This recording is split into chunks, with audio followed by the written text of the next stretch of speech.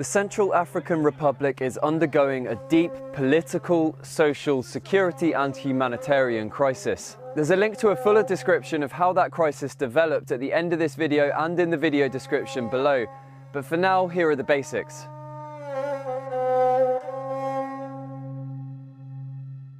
In November 2012, an alliance of around 5,000, mainly but not exclusively Muslim rebels called Seleka, took over northern and central areas. Many of the Seleka commanders had come in from Chad or Sudan. The Seleka or coalition rebels successfully ousted President Francois Bozize in a coup in March 2013. A new president, the rebel leader Michel Djotodia, was sworn in that August and disbanded the Seleka. Officially anyway. At around the same time, the UN Secretary General Ban Ki-moon declared that there had been a total breakdown of law and order. Then you have the anti-Balaka or anti-machete groups. They were formed at the command of former President Bozize, initially as a self-defense group against bandits, but eventually taking up the fight against the Seleka. The anti-Balaka are majority Christian. Despite the Seleka being officially disbanded and there being a new president in power, there was a vicious escalation of violence, with most of it appearing to have a religious motivation. President Djotodia was forced to resign after only a few months in power after failing to deal with the violence. Stop.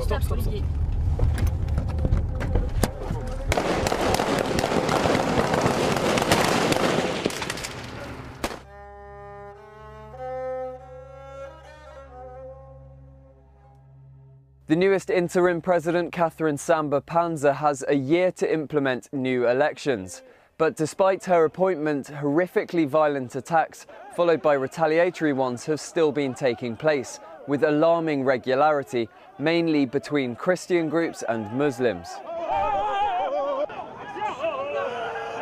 So on the face of it, at least, the conflict has become a religious one, and most of the reports that you'll read on the country will present it as such.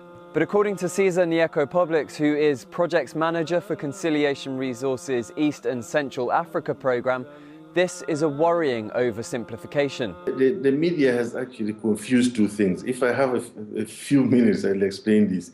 They have confused the violence from the conflicts.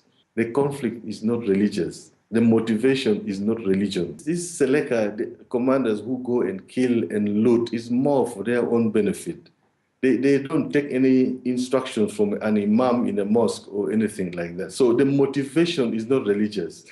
The violence tends to take a religious tendency, but the conflict is nothing to do with religion. In October, when I went there, because we knew all this was already happening, and the simplification of this as Muslim Christian, I asked three of the Seleka commanders, when was the last time you were in the mosque? And they were actually laughing. So although different religious groups have been targeting each other, they are not motivated by religion.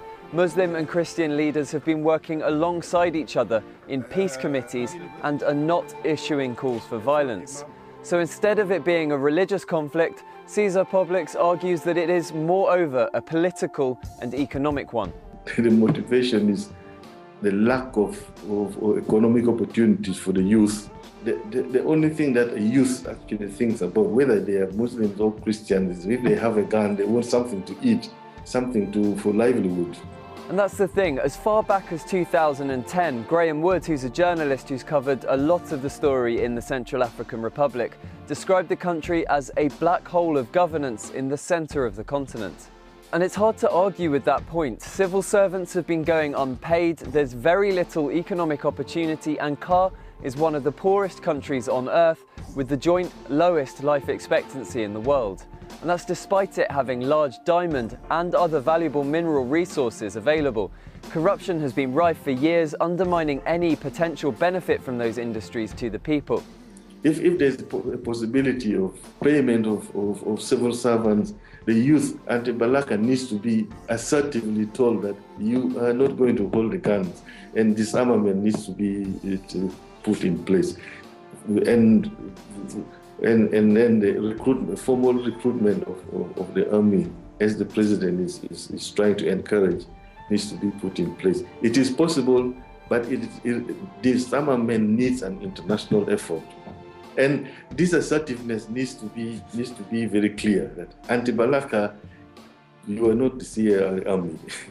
Seleka, you are not CAR army. Lay down your arms and opportunities can be given to the youth to do different things.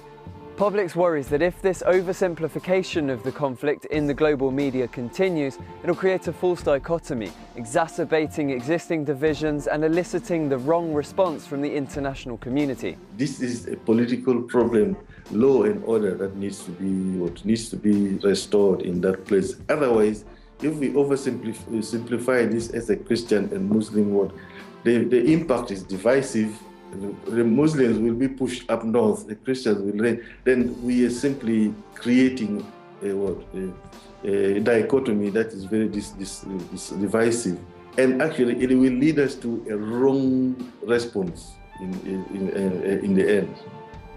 And you can already see evidence of these divisions appearing in the country, with thousands of Muslim families fleeing to the north or to Chad.